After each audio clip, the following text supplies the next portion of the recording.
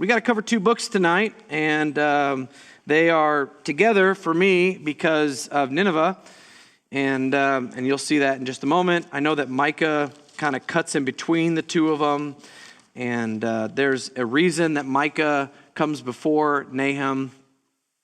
I'm not going to mention that tonight. That'll be for when we get to Micah, and maybe I'll talk about order of books.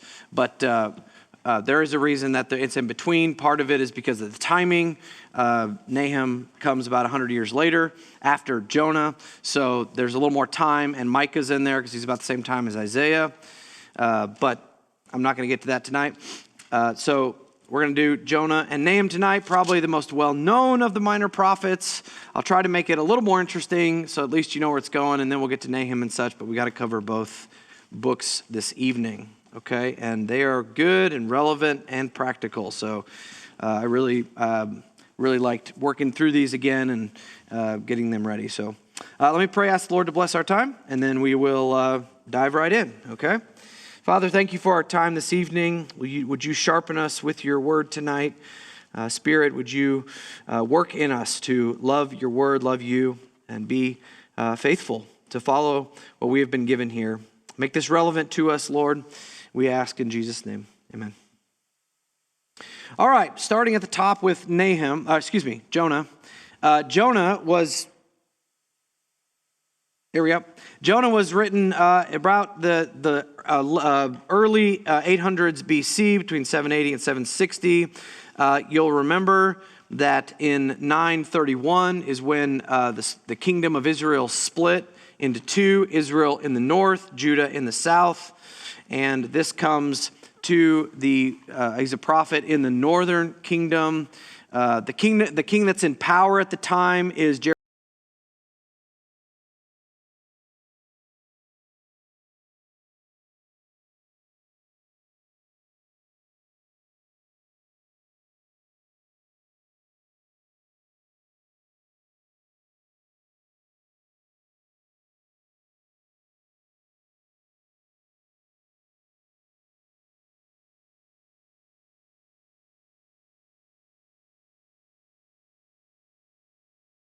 not say Jeroboam's name in our text. We know that this is the exact same Jonah, son of Amittai, is found earlier in 2 Kings 14. We'll get to that later. This is written by Jonah. His name means dove. He is a contemporary of Hosea and Amos, and I'll talk about Amos in a minute because that's really important. He also lived at the same time as Micah and Isaiah, who were down in the southern tribes doing their ministry down there. In Jonah 1:1, it says that he's the son of Amittai. Amittai is a Hebrew word that means truthful. And so you have this kind of son of truthful who is a dove. He's supposed to speak peace, which is what a dove symbolizes. But he doesn't do that. He's not very good at that, as we'll see. So he almost becomes the opposite of what his name is supposed to be. As I said, in 2 Kings 14, we know that he's from the village of Gath-Hepher in Galilee, which is north of Nazareth. So he is almost a Nazarite, but he is a Galilean at the very least, which is interesting because the Pharisees told Jesus that no prophet arises out of Galilee, when in reality, Jonah came out of Galilee. So they're just ignoring what they know about their Bibles. As I said, it was written to Israel, the northern tribes. This is a prophecy. It's considered a prophecy, even though the weird part about this prophecy is that it is narrative. About Jonah and the salvation of the Ninevites. Nineveh, by the way, is is a large city. A lot of times it's called the capital, but that has been shown not to be true. It's just the largest city in Assyria, and it is northeast of Israel. I'll show you a map in a bit. Also, this was written to Israel, in particular. As I said, it was written to Israel in particular because of their lack of love, and that gets to our reason why. The reason this was written is because it was to confront Israel's lack of love. Oh, it should also say, and light. I didn't put that in there, but I think it's in your notes. Their light. They were supposed to be a light to the Gentiles, and they were failing at doing that. and they were supposed to love their enemies, which they were also failing to do. And both those things come in at the same time with the person of Jonah. Jonah, who's supposed to be the most godly man among them, he is a prophet. He is a mature man, and yet he even had this problem. And God wanted to confront it, and so he did it in this manner. And so we see why. It's because God wanted to confront Israel's lack of love and being a light to the nations. As for just some other themes that exist, is that the next one? What is the next one? Purpose. Okay, so we have some other purposes, more why of this is written. There's a rebuke for believing that God's love is exclusive to Israel. This was the main problem. God loves us, not them. And that kept them away from preaching the gospel in the Old Testament. Salvation, though, is available to all. That's part of what this book proves. And then thirdly, God uses his followers to get the gospel to all people. God could have said, forget Jonah, and gone and preached himself if he wanted to. But this is the way that God works. It's always been the way that God works from the beginning, that he uses his people to get the good news of salvation to the world. So when Jesus made that declaration that we are to go and be disciples of all the nations, that was nothing new. It was just Israel had failed at that, and so now Gentiles were going to be the main ones to do that. So this book shows that yet again. God changes even the hearts of the most wicked people, and we'll talk about that in just a moment. God, by the way, is not a God of second chances, as VeggieTales sung, He is the God of salvation and grace. It's not second chances, the cute way of talking about it, but it's greater than that. God is a changing God of taking people who are wicked and evil and turning them into lights and objects of his grace. It's better to think of it that way, even though the song is cute. Some major themes that are found in this, they're mainly about God, and that is particularly that he's sovereign, that he's compassionate, but it also gets to the disobedience of his people, who in this case, hate a set of people. They may have a human excuse for that, but there's no excuse for it because God loves all people, and we'll get to that in a moment as well. As for the outlines, there's a couple ways you could go about this. I actually have 1, 2, 3, 4, 5, 6 of them here just because there's kind of a bunch of different ways you could go. We'll follow this one later during the summary, but there's also a sermonic way to kind of do it, and that is there for you as well. Some notable verses, particularly the one that most people get to, and it is important, is at the end of chapter 2 when Jonah is in the big fish, in the stomach of the fish. He makes the comment, salvation is from the Lord. And what he means by that is salvation only comes from the Lord. It's exclusive to him. But when God chooses to save somebody, they will get saved. It's kind of going both directions. And so we have salvation is from Yahweh. If you talk about the New Testament, in the New Testament, Jesus links Jonah's 3 days in the belly of the fish to his own resurrection. So Jonah's resurrection is coming out of the fish and being in the ground, or being in the fish for 3 days is a type of Jesus' resurrection. It looked forward to that. Jesus made that connection, so I will make that connection, okay? And then in Luke 11:32, Jesus teaches, he tells the Pharisees, the men of Nineveh will stand up with this generation, the generation Jesus is talking to in the first century, at the judgment and condemn it because they, the Ninevites, repented at Jonah's preaching, and behold, something greater than Jonah here. So that tells us, by the way, that Nineveh is going to be in heaven and that they're saved people. So that's helpful because then that gives us a sense of how Old Testament salvation worked. But the Ninevites are going to be judges of that first century religious leaders. So it's interesting because you'll see the Ninevites had a terrible sermon preached to them, only 5 words, and yet they repented. Jesus gave them way more, and they failed to repent. The Ninevites will judge them at that time. As for God's character, I already mentioned it, but it's good to mention again. He's sovereign. He's compassionate. He controls the forces of nature. He controls a great fish. He controls plant life and a worm. He controls the salvation of people. God is going to have his way. That's the point of this. God will have his way. But he's also compassionate. The Ninevites get saved. The sailors get saved. And this is helpful to us because we are to be ones who have the same compassion as God. Okay? It's not just exclusive to us. It is for all people. As for Jesus, back to kids, your notes. As for Jesus in Jonah, I already mentioned it. The promise of resurrection is in there. I don't know if I left that blank or not. I don't remember now. But the promise of resurrection is found there. 1 Corinthians 15 tells us that if Jesus did not raise from the dead, then we have no hope of raising from the dead. And that works itself back into Matthew 12 to say that Jonah was a type of resurrection. And so it's pretty cool. It's that all kind of connects. That all connects together for us. We also see that Jesus is our Savior. Salvation from the Lord. Salvation comes in Jesus. We know that. All right, as for a summary, it's really weird to make a summary of Jonah because you guys know the story. Some of it is you just need some background to kind of make the story even a little more heightened, and that's what I'm going to try to do here in the next 10 minutes or so. The story of Jonah is a kind of a sad story, actually, of what happens when God's people become proud and prejudiced. Not like Pride and Prejudice, that's different, but proud and prejudiced, so patriotic and so preoccupied with their own comforts that they forget what their mission is to the world, which is to be a light of the gospel. The prophecy here, though, starts before Jonah, before this story even, and as I said in 2 Kings 14.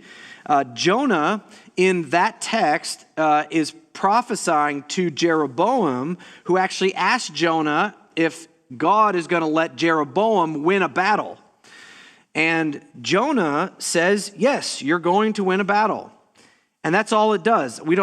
From that, we're not sure if that means that Jonah manipulated his position so that there's something suspect about his character where he wants to be in league with an evil king, or if that's really what God said.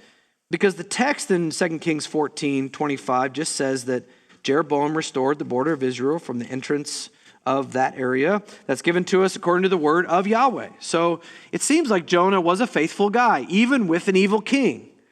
So was he confronting the king about his evil? We don't know. But we know in this particular instance, the only time we see Jonah, he is doing what he's supposed to be doing. He's doing the job of a prophet. What does God want? Is God okay with this? Yes, God is okay with that, and that's exactly what happened. Interestingly, and this is where it's connected to Amos, Amos' prophecy comes back to this moment where Jonah told Jeroboam he's going to win this battle. Amos, remember, was a prophet. He had nothing good to say about Jeroboam II because Jeroboam was evil.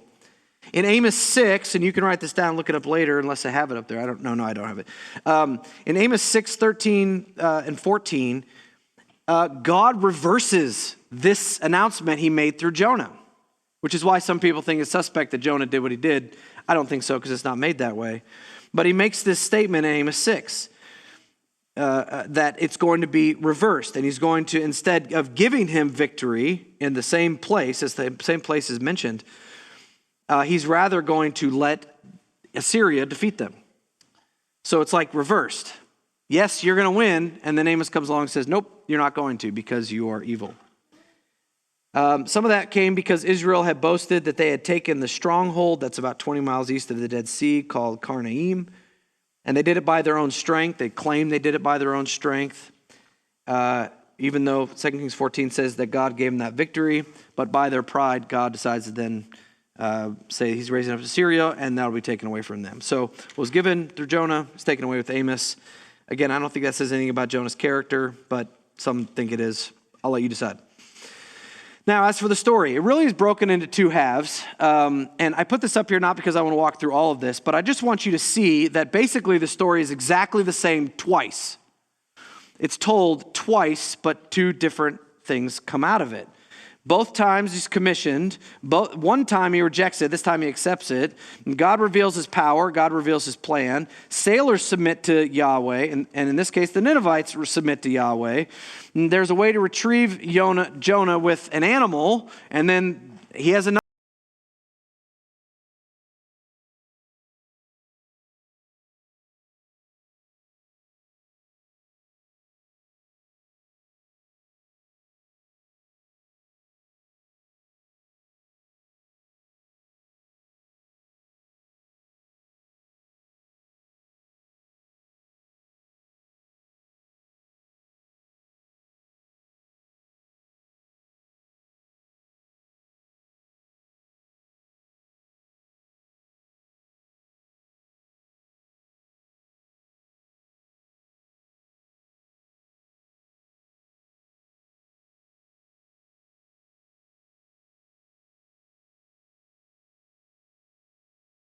straight up says no.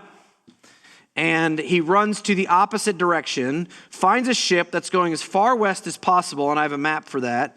And trying to go to Tarshish, which they understand is over in Spain, which is 2,500 miles away. And the question is, why is he running? Because twice in this text, it says that he fled from the presence of God, which is weird. Because Jonah knows his Bible, he also knows what Psalm 139 says, which is, where can I go from your spirit? And where can I flee from your presence? So the author here, Jonah, is making the point that he was trying to flee God's presence. By trying to flee God's presence, he's just basically fleeing into disobedience.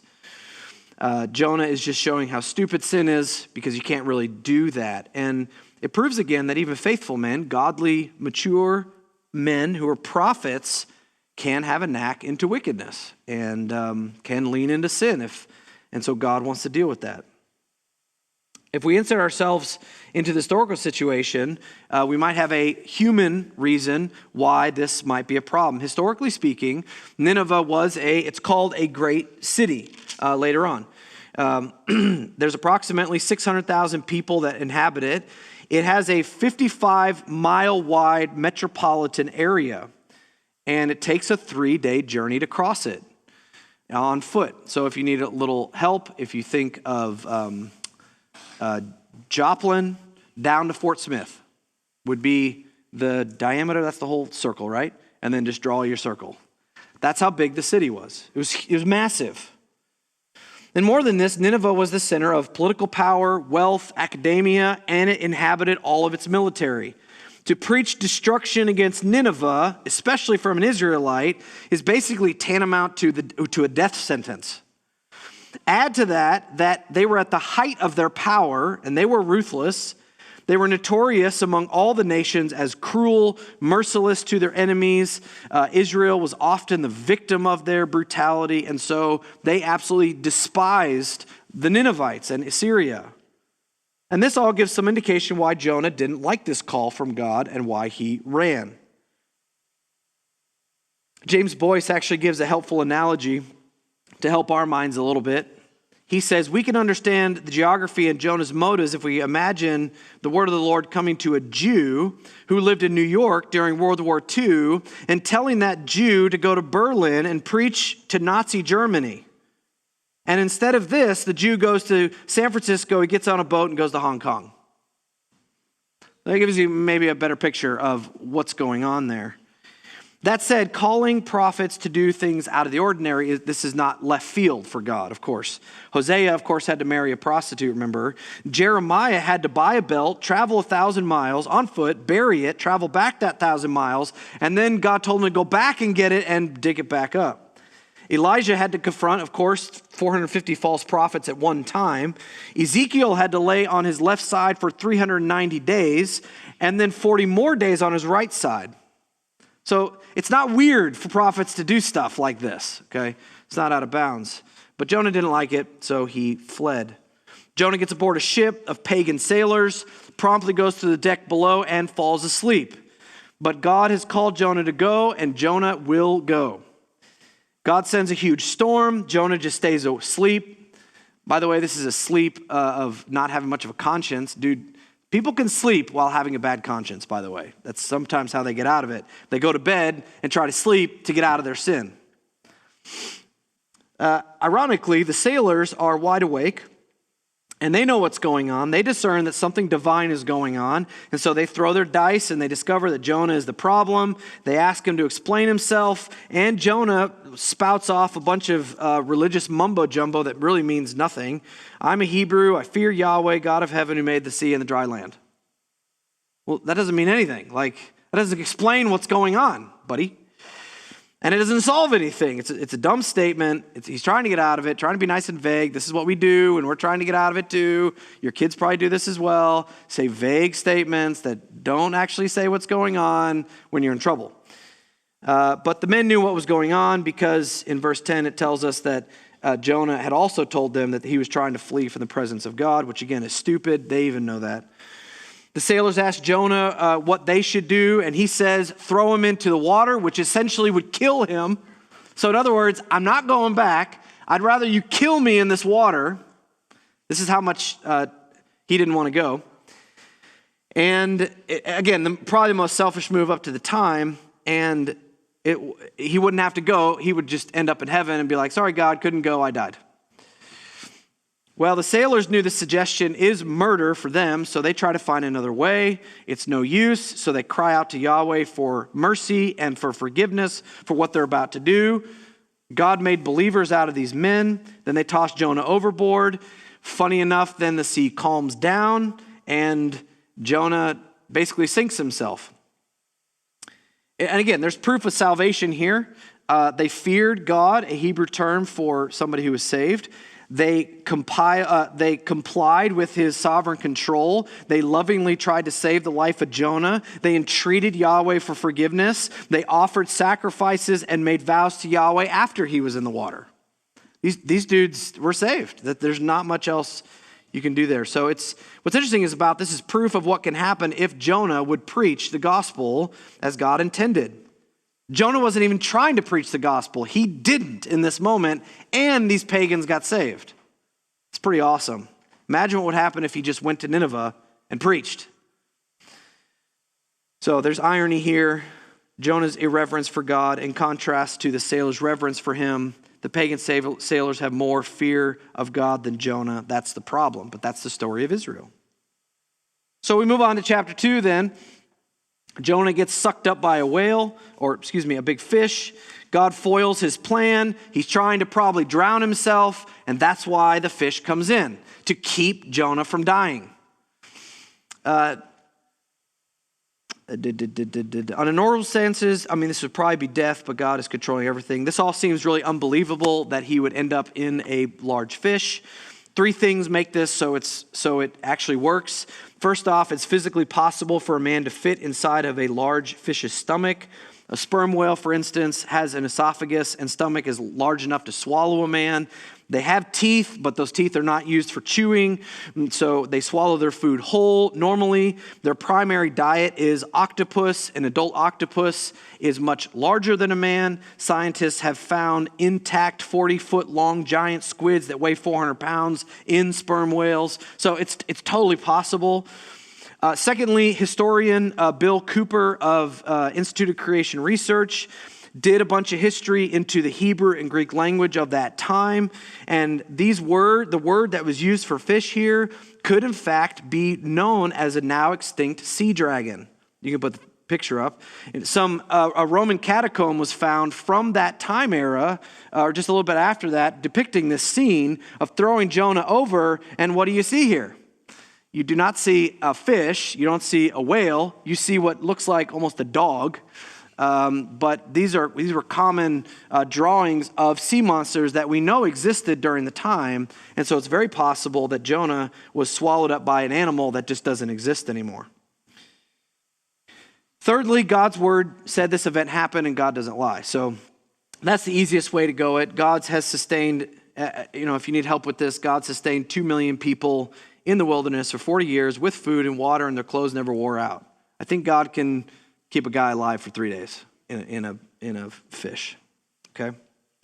So he's cramped in the stomach of the beast, and after 3 days, it took Jonah 3 days.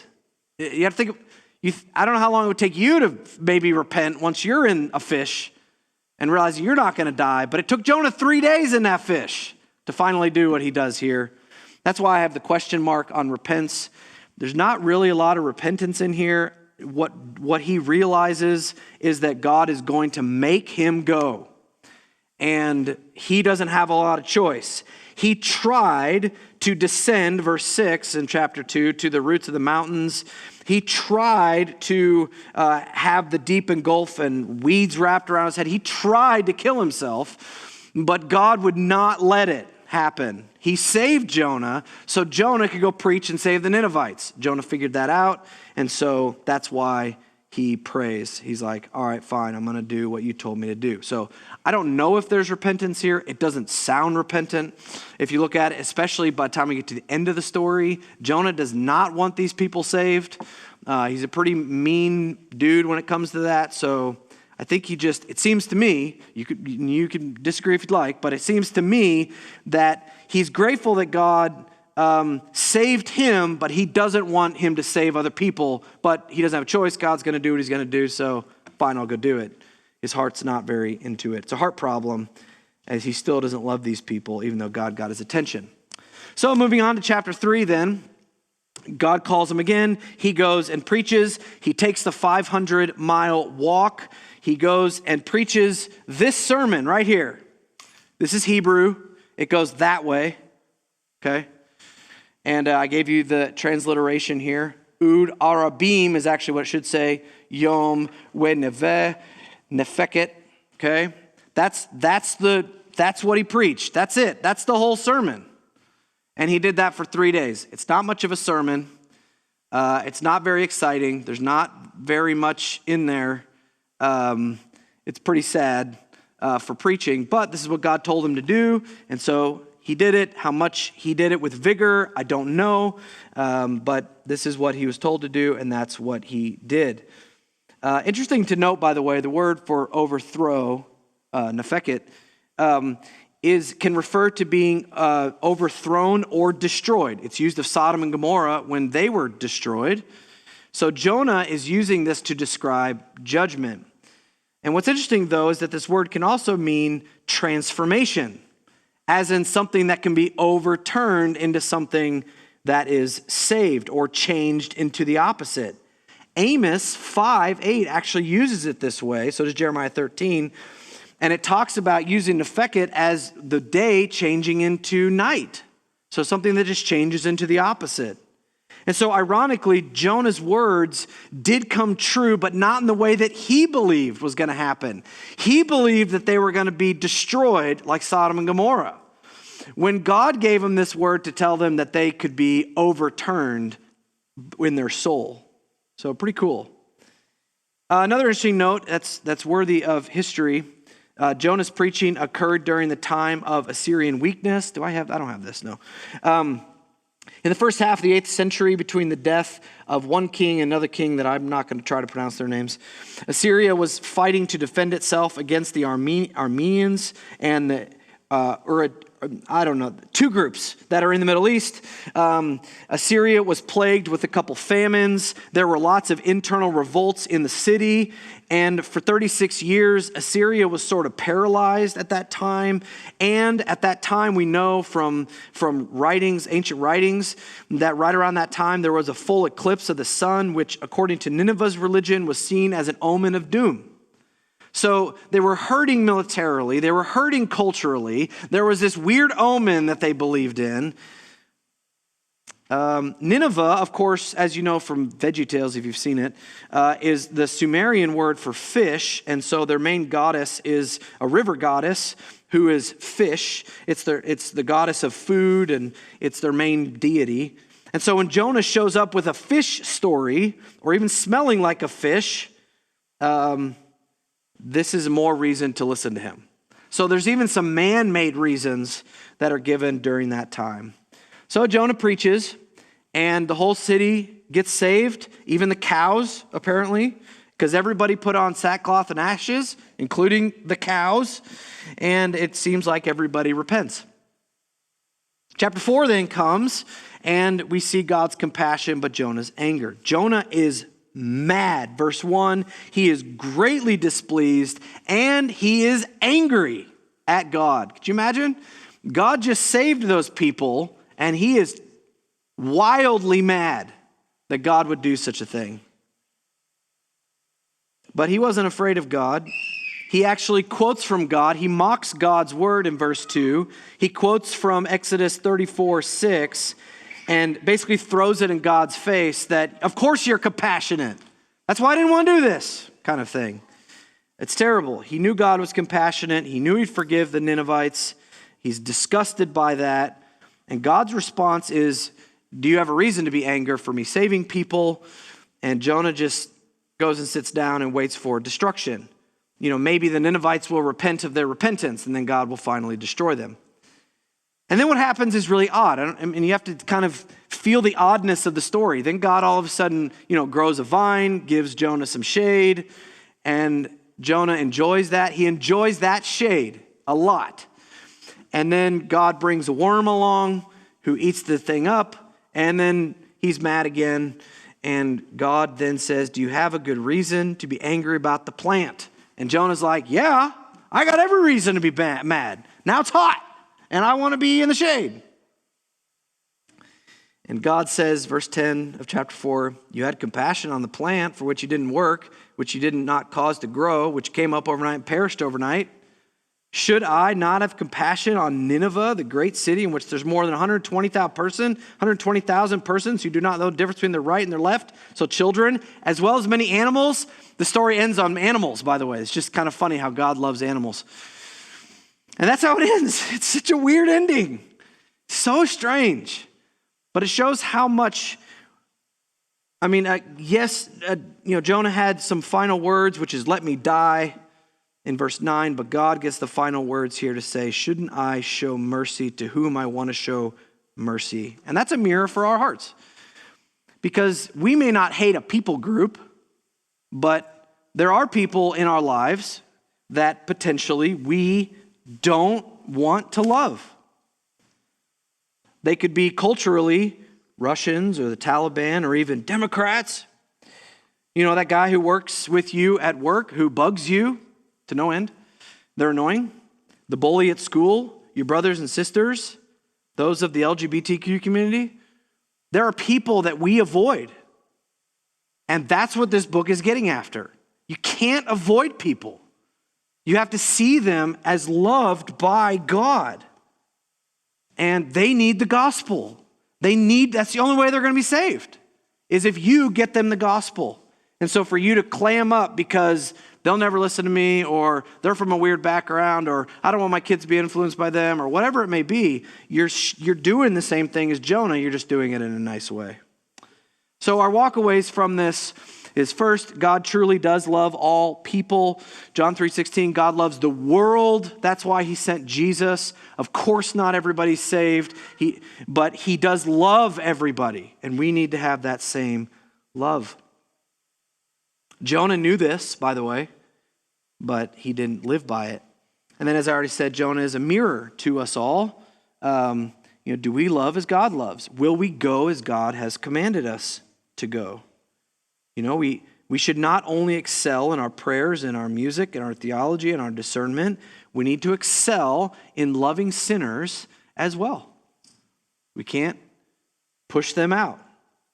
So we need to pray that God would help us. I would like to believe, this is my opinion because I don't have anything, but I would like to believe that Jonah chapter 5 is Jonah's repentance and him getting back to loving the world. But we'll have to find that out when we get to heaven. All right, that's Jonah. Any questions about Jonah? I think so. Yeah, absolutely. Yep. We had a bad moment. We had a long bad moment, but we had a bad moment, and we can all be like that for a time. Even years can go by where we just kind of ignore something or somebody, and the Lord is very good and patient with us. He's compassionate and gracious. So.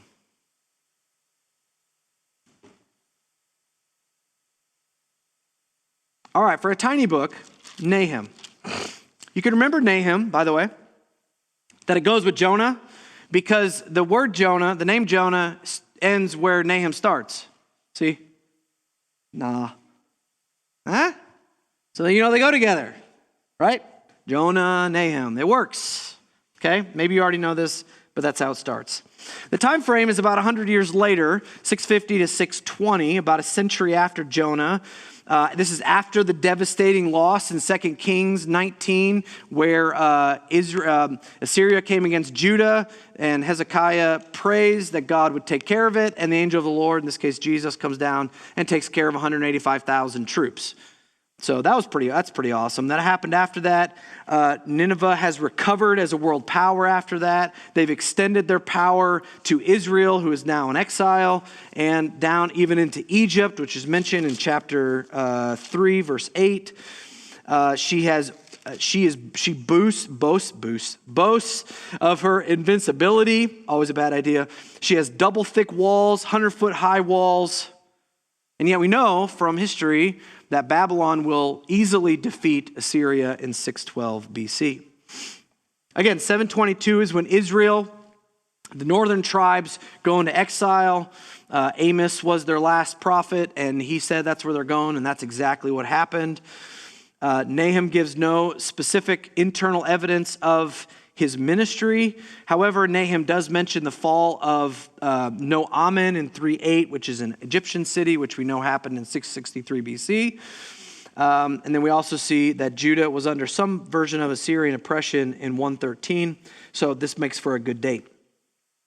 The king in power, there was actually three at the time: Manasseh, Ammon, and Josiah. Evil, evil, good. Okay? Well, Manasseh at the very end of his life did something good, but it doesn't wipe out his evilness completely. But Manasseh was evil for most of his kingship. Ammon was all evil, and Josiah was a good dude. Okay? But those were the guys that were going on during Nahum's time. His name means comfort. Nahum is short for Nehemiah, and Nahum's not here, by the way, so when you see him come back in a couple weeks from his vacation with Cody, you can tell him that his name means comfort. And then sit down with Nahum, and you'll be comforted. Anyway. There's nowhere else Nahum is mentioned in the Bible. Nahum, it says there at the beginning of in 1:1 that he is an Elkoshite. Nobody has a clue what that means, if that's a father or if that's where he's from, and people have ideas where that might be at in Israel, but there's no this is where Elkosh is, and nobody has any idea where that's quite at. And he is a cool prophet because this dude uses all kinds of language to explain what's going on. He uses simile and metaphor and rhetorical questions and situational irony and alliteration and a word I don't even know, repetition and synonyms to communicate what's going on. I mean, the dude just is a poet big time throughout this. We can't see a lot of it, some of it in our English, but in Hebrew, this dude is just a master writer. It was written to Nineveh and on a side way to Judah. We know that it's written to Nineveh because it says it in 1:1, an oracle of Nineveh, and it's written to them. We know that it's also written to Judah, the southern kingdom, because Judah is mentioned and told to celebrate your feasts in chapter 1, verse 15. So this is meant for Judah ultimately, even though it's an initial prophecy against Nineveh. And the reason it was written is with these twofold nations is, first off, to Nineveh, it was written as a judgment to them. And for Judah, this judgment is to come off as comfort, which is why Nahum has the name that he does. As I said in the end of Jonah Jonah knows God's character from Exodus 34. Nahum quotes it right away as well at the end in verse 1, chapter 1, verse 3. The Lord is slow to anger. So that's looking right at the character of God. That said, he's slow to anger, but that means that he eventually does get to anger if people continue to rebel against him. God will not leave the guilty unpunished. So 100 years after Jonah, the people of Nineveh were back to their pagan ways, and God had enough. Isaiah 26:10, though the wicked are shown favor, he does not learn righteousness. So God deals justly in the land of uprightness, and he does not perceive the majesty of the Lord. For Judah, though, this is comfort. They take comfort in the fact that God is a judge, and that God will avenge his name and avenge his people in time. We may look around and see that evil is getting just sort of it gets away with everything, it feels like, and evil is just is normal around us. You and I need to understand, as Nahum's getting after, that God's judgment will come. It will be the last word. Even if we don't see it right now, vengeance is mine. I will repay. And that should give us great comfort. As for, do I have a purpose one on there? Yeah, grace runs out. We need to learn that. And comfort that God's justice will prevail. As for some major themes, mainly that God opposes oppressive, rebellious nations. That's very important. Again, we see this happen all over our world still, where we have oppressive, rebellious nations. Understand that God is against that. Just because it's happening and God permits it at this moment doesn't mean that God isn't doing something about it. Okay? God's judgment, of course, is one of the themes, and also God as a rescuer is also in this text, and we'll look at that in just a moment. As for an outline, the exegetical outline is a bunch of D's here. Destruction decreed, destruction described, destruction deserved. If you want it to be sermonic, then we can go to the comfort side, find comfort in God's justice, and find it in his judgment. Okay? As for some notable verses, Nahum is mentioned in Romans 10, but because Isaiah was written before Nahum, Isaiah was around before Nahum, I think that Nahum is actually quoting Isaiah 52:7, and Paul also happens to be quoting from Isaiah as well. It's just this, behold the mountains, the feet of those who bring good news, or in this case, brings the gospel, is used by Paul.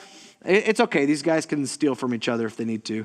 But it's quote, that verse is in Nahum 1:15, but it's also in Isaiah 52. Paul uses this to speak of salvation from sin, even though Isaiah is talking about salvation from Egypt, Assyria, and Babylon. Nahum talking about Syria. As for God's character, there's three things mainly. First, that he is jealous. He is a jealous God, so he is going to keep his holy name to be worshipped.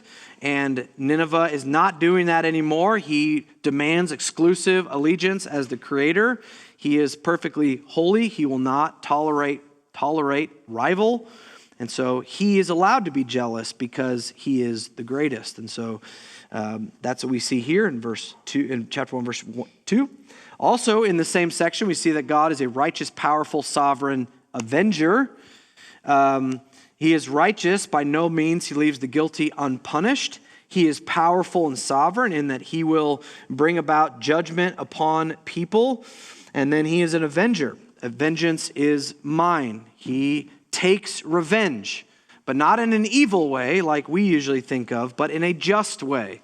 We already saw that in our other texts where what they do wrong, God then gives it right back to them. And so he is an avenger in that way. But we also know from chapter 1, verse 7, that he is good. He is, and it just says it, the Lord, Yahweh, is Tov. He is good. That means both morally good, he always does what is perfect, and he is the one who defines what is right and good. Okay? So if somebody's doing what's wrong, it's because God has defined what is good, and therefore we can know the difference. And God is there to help and care for his people. That's his goodness. All right? And the way that we see his goodness in chapter 1, verse 7 is he is a stronghold to his people in the day of trouble, and he knows those who take refuge in him. So the question always comes back to, does God know you? That comes back in the Sermon on the Mount, remember? It's not so much if you know God, it's if God knows you. And that's very important because our only refuge is the Lord, and those who take refuge in him, our stronghold is him, he is our salvation, then we will find the goodness of God, and we will be with him until the end. All right, as for Jesus in this, back to the notes there, kiddos, there are no direct messianic prophecies in Nahum. However, I think we can see some of Christ in his first coming and his second coming in this text. His first coming, as I already mentioned in chapter 1, verse 7, is his goodness for being a refuge for all who come to him. Again, a refuge or a stronghold is a large castle. It could be a cave, a high place on a mountain where a warrior would flee for protection. Nineveh thought they were their own refuge, well fortified, but God smashes them with Babylon. But in the Bible, God is pictured as a refuge that will never fail his people. And so God protects his people spiritually. Well, it is Jesus who is the one who does that. He's the one that while we live in this world of trouble, he has overcome that trouble. And of course, nothing can separate us from the love of God, which is in Christ Jesus. We are more than conquerors because we're in Christ, if you are in him. So it points to Jesus being our refuge in the midst of battle. His second coming kind of points to the fact that he is a conquering king. That kind of gets back after God coming to slay his adversaries. And that's exactly what Jesus is going to do. Revelation 19 tells us that all who oppose Jesus are going to be taken out. And that is what Jesus will be. So even though there's no direct messianic prophecies, I think we can still get a sense of how God functions with Jesus and being a refuge of our souls in his first coming, and then his second coming being one who avenges evil. All right, the way we kind of have to summarize this book a little bit is start with the historical background, and I'm just going to run through this quickly, but it's helpful to have a little bit of history to know what's going on. So after Shalmaneser, the king of Assyria, began, him and another guy who's not his son, Sargon II, they besieged Israel, the northern kingdom, in 722. Then Assyria under Sennacherib surrounded Judah, and of course then the thing with Jonah happened. That was before. The whole thing with Hezekiah happened. So Hezekiah was working with Assyria, but then he broke that off because he was supposed to. That's obedience to God. And so Assyria then came down with Sennacherib to march against Judah. He conquered a bunch of cities on the way. He surrounded Jerusalem with his army of 185,000 soldiers. And Hezekiah was told to surrender, 2 Kings 18. But he prayed, and God said that not one arrow would kill one Judahite. And that night, the angel of the Lord, Jesus, put to death 184,000 Assyrian soldiers. I mean, that decimated their army. So they had to go back with their tails between their legs. But Assyria backed off only for a little while, until Hezekiah's son, Manasseh, comes around. Now we're into our book. But it sought to reinforce its power. And an inscription from the 670s BC records that Manasseh was summoned to provide assistance to Assyria. So he was linked with Assyria. But when Manasseh rebelled, then the king at that time took Manasseh captive and exiled Manasseh in Babylon because Babylon was under Assyria's rule at the time. In 2 Chronicles 33, it actually describes how Manasseh was carried off with meat hooks and dragged all the way and he was then bound in bronze chains in Babylon. The king of Assyria then went after Egypt, decimated the capital in Egypt, Thebes. And that's described in our book here in chapter 3, verse 8. And the Ninevites would experience, they would keep being violent. They just got worse and worse. That's their sort of military background to get to this point. They also have a magnificent background as a city. Again, they were one of the first cities in the world. You can go back in Genesis 10 and find this, found by Nimrod. Nimrod's a great name. I don't know why anybody doesn't name their kid Nimrod. Wouldn't you name your kids Nimrod? No, you're like, don't do that. He founded Nineveh, by the way, just in case you want. It boasted a beautiful temple to the goddess Ishtar. Kings throughout the centuries built Nineveh to be just an incredible place. It was right on the Tigris River, so it had plentiful crops. It had abundance of trade and rich agriculture. Many royal houses were built there. It had the ancient Near East's apparently most impressive library. It was a metropolitan, as I've already said, of 600,000 people. It was a magnificent place, and it housed their military, as I said, so they were brutal there as well. God was, of course, merciful through the prophet of Jonah, but 100 years later, they're back to their wicked ways, and that's why this judgment came in. And it would be a complete destruction. When God brought Babylon in, and Babylon decimated completely Assyria, they were not found for another 2,400 years. Gone. Like, they weren't found to the 19th century, even though people dug for it. That's how good of a job Babylon did, but that's also what God said would happen. As for the outline, it's just 3 chapters, and it's really broken down into 3 ways. You have Yahweh's avenging nature, Yahweh's destruction, in particular Nineveh, and then there's a bit of a lament at the end. Let's start, though, with what I'm going to call Yahweh against arrogant empires. So Nahum's writing opens up with the famous line, again, from Exodus 34, that God is slow to anger. But he doesn't leave the guilty unpunished. And Nahum's point here is to say that God's judgment will not be held off forever. Yes, he's gracious. Yes, he's patient. Yes, even with the most wicked of people. But at some point, God will punish evildoers.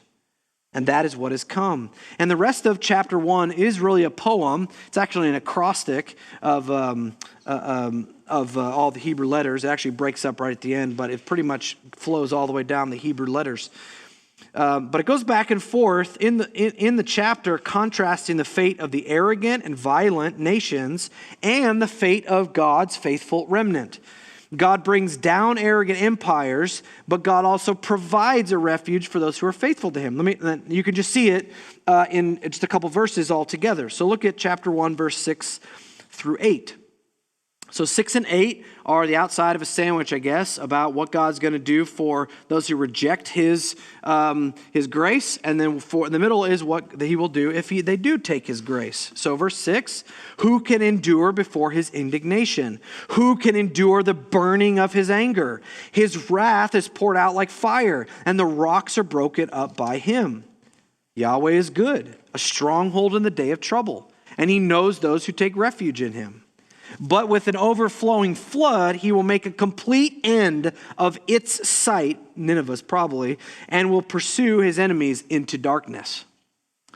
So they're both there. Again, we know this is about Nineveh particularly, but what's interesting about chapter 1 is that Nineveh is never mentioned, which makes for an interesting point, because I think what he's trying to do here is help us understand that, yes, he's going particularly after Nineveh, because he does say it in verse 1, but he doesn't really get to Nineveh specifically until chapter 2, showing us that he's not just mad at Nineveh for their sin, but that Nineveh's sin and Nineveh's judgment is just a picture of all the nations that will be judged if they don't turn to him. Any nation that is arrogant and disobedient to God, they will come down in the same way that Nineveh will. And that's proven, by the way, in the book of Daniel. Daniel, remember the statue that's a representative of all the nations of the world, the rock that comes in, which is God's kingdom, smashes it to pieces to the degree that you'll never even knew it was there to begin with. So it's the same thing as what we have here. Why God does this, by the way, is found in verse 9. They devise against the Lord. They actually plot against him. Verse 11, they worship false gods. And verse 15, they are wicked. So again, this is a description of Nineveh particularly, but it also is true for any nation, any person who does not accept the true God and reject him. Their judgment is deserved. And the point is, God's judgment is not arbitrary. You didn't do nothing to get God's judgment. His judgment is decided by his word, which proves it. And he proves it here again. And again, that's great comfort for us, for all people, that there is no nation that we can live in that is not under the eye of God and not under the judgment of God unless they turn and follow him. Which makes it kind of scary for the nation we currently live in, because they are a mess. And it's just any day now that this thing is just going to fall to pieces.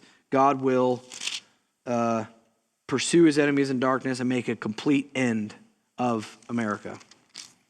For those of you who are patriots, sorry, America is not in the end times. They will be decimated, okay? And that will be the end of it. So keep being a light. Now, with all that in mind, chapter 2 and 3 come in. And this is now particularly against Nineveh. Chapter 2 is about describing the coming destruction, and the chapter 3 is the results. Here's where we can get it feels kind of awkward, maybe, but the first two verses of chapter 2, basically God begins with a taunt. He mocks them. I mean, look at it. The one who scatters, that's Yahweh, because we know that from verse 2, has come up against you. Man the fortresses, watch the road, strengthen your back, summon all your strength. He's basically telling them, you better get ready. Do everything you can. It's a taunt. It's like muster all of your mental and physical strength and all the might that you've got. Sarcasm. Because you're going to need it. And it's not going to work, but you're going to need it. And the point is, no matter how much you prepare, you will be overcome by God's judgment. Why? Because of verse 2. The Lord will restore the splendor of Jacob like the splendor of Israel. In other words, you destroyed Israel, so I'm going to destroy you, and I'm going to bring them back, and I'll bring Judah back as well. So we have some Abrahamic covenant stuff going on here again. Genesis 12:3. You treat Israel lightly, then you're going to be cursed. That's exactly what's going on here again. Now, Nahum describes the future battle with Nineveh here, now starting in verse 3. It's kind of interesting how it's going to go on. Verse 3, there's the frontline battles of the Babylonian soldiers. Verse 4, we see a charge of chariots. Verses 5 and 6, the chaos in the city walls when the city is breached. Verse 7, we see the slaughter of Nineveh's people. Verses 8 through 12, there's a plundering of the city, which again, historically speaking, that's exactly what happened if you look in the histories. Nineveh, the one weakness they had is actually very similar to what happened at Helm's Deep in the Two Towers of Lord of the Rings. The one weakness they had was, I know some of you are like, what are you talking about? Where's Lord of the Rings? If you haven't seen it, it's fine. But basically their one weakness was where the water had to come in. And they had the exact same problem. They lived on the Tigris River. They had to let water come in. And by doing what happened here, this huge water, they had to dam it up.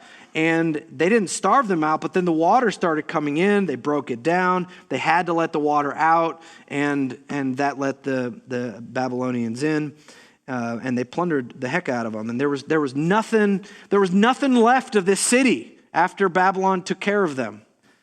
And that's exactly what happened. So God speaks in the end on why this is happening. Verse 13 of chapter 2, I am against you, says Yahweh of hosts. By the way, that's Yahweh Sabaoth. When we sing that song, it means Lord of hosts.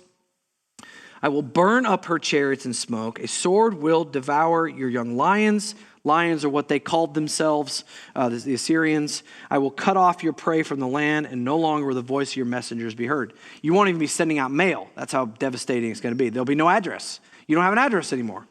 You'll be gone. Chapter 3 then, again, describes this downfall, the results of all of it. Nahum announces woe on the city, that the kings who built it, they did it by blood. I could read a whole bunch of things here.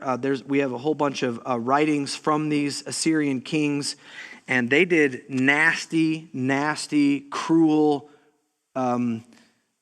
gory things to build their city. And so when it says in chapter 3, verse 1, woe to the bloody city, it means it. This was a horrible nation that treated people worse than a dog. And if you're interested in seeing what they did, I can show you later, but it's cruel. And these kings referred to themselves as gods. One of the kings said he is of the great gods. I am magnified above all. So, worship of self, of course, they were immoral. And all this violence had sown seeds for their own destruction, and Assyria would fall. What's interesting about that is in verse 7, is that nobody will be sad that they fell. Not one person will cry. It says, who will grieve for her? And the answer is rhetorical, and that is not one person will be sad that you are gone. And actually, the whole book ends in a party that Assyria is gone. Look at it in verse 19. There is no relief for your breakdown. Your wound is incurable. All who hear about you, that is, hear about that you are destroyed, will clap their hands over you. For on whom has not your evil passed continually? The whole thing ends in a party that Assyria is now gone. So this is a bit of a gloomy book. It's because it's a book about judgment. So why is it in the Bible? Why do we need to know this book about Nineveh that happened, 2,500 years ago, more than that, 2,700 years ago? How is this comforting for God's people? And I already said it, but it's our walk away, and that is God's people must find comfort in God's justice because God's judgment is good. He is holy. He does what is right. Human history is filled with tribes and nations that elevate themselves and they use violence to take what they want, and it always results in massive loss of lives. The book of Nahum, using Assyria as an example, says that God is grieved and cares about the death of the innocent, and that his holiness and his covenant promises to Israel compels him to orchestrate the downfall of oppressive nations. God's judgment of evil is good news, unless, of course, you are with Assyria. Because you will not be able to stand before his wrath. You will be made complete end. We see that when Jesus comes. So the book invites you then to understand and know this gracious God that we saw back in Jonah. That's right at the front side of Nahum. Will you see that the Lord is good? Will you drop your wicked ways, turn to the Lord for salvation, and rest in his promise and the timing of his justice? That's where Nahum takes us.